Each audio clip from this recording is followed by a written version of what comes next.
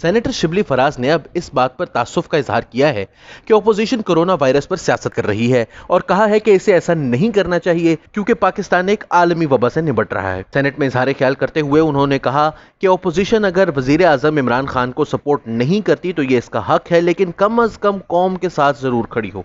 ये तरफा तमाशा नहीं तो क्या है कि गुज़िश्ता 2 माह के दौरान कम अज कम 10 मरतबा सिंध हुकूमत पर वजीर आजम साहब खुद तनकीद कर चुके हैं। इसके लॉकडाउन के फैसले को खौफ की पॉलिसी और पैनिक का शाखसाना करार दे चुके हैं।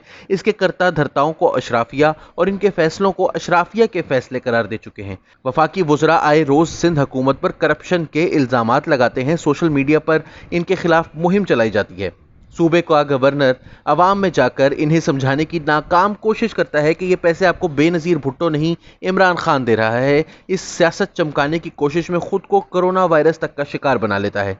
जगह जगह अवाम को सोशल डिस्टेंसिंग प्रोटोकॉल की खिलाफ वर्जी में इकट्ठा करके तस्वीरें बनवाई जाती हैं। राशन बांटने के लिए हुजूम लगवाए जाते हैं कि किसी तरह कैमरे की आंख इसको अक्सबंद कर ले और सोशल मीडिया और अखबारात और टीवी में धूमें मच जाएं। हत्ता कि ज़रताज गुल वजीर साहिबा ने तो कतर से आई इमदाद पर भी अपनी तस्वीरें लगाकर राशन बांटना मुनासिब समझा, मगर इल्जाम यह है कि अपोजिशन सियासत कर रही है।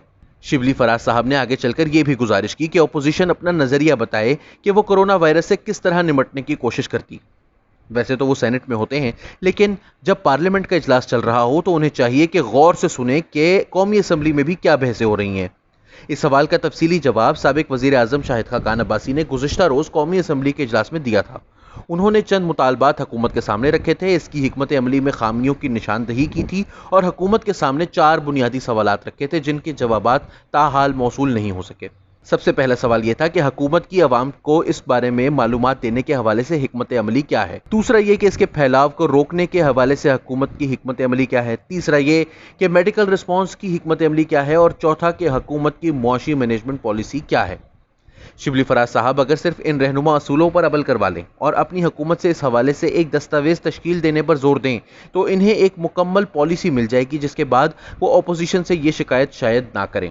दूसरी अहम बात जो शाहिद खाकान अब्बासी ने की वो ये थी कि हर मुल्क का एक टेस्टिंग प्रोटोकॉल है, एक मेडिकल ट्रीटमेंट प्रोटोकॉल है, किस शख्स का टेस्ट किया जाना चाहिए, किस शख्स को ज़रूरत नहीं और किस सतह पर अस्पताल में दाखिल किया जाएगा, किस मौके पर घर में ही आइसोलेट किया जाएगा। इस सब के हवाले से हुकूमत ने आज तक कोई दस्तावेज मुरतब नहीं की।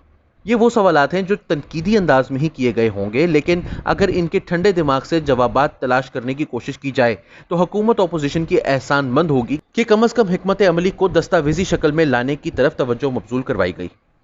कोरोना पर सियासत ना करने के हवाले से लंबी तकरीर करने के बाद शिबली फराज ने मुस्लिम लीग नवाज के रहनुमा नवाज शरीफ पर बाहर से इलाज करवाने के हवाले से तनकीद शुरू कर दी।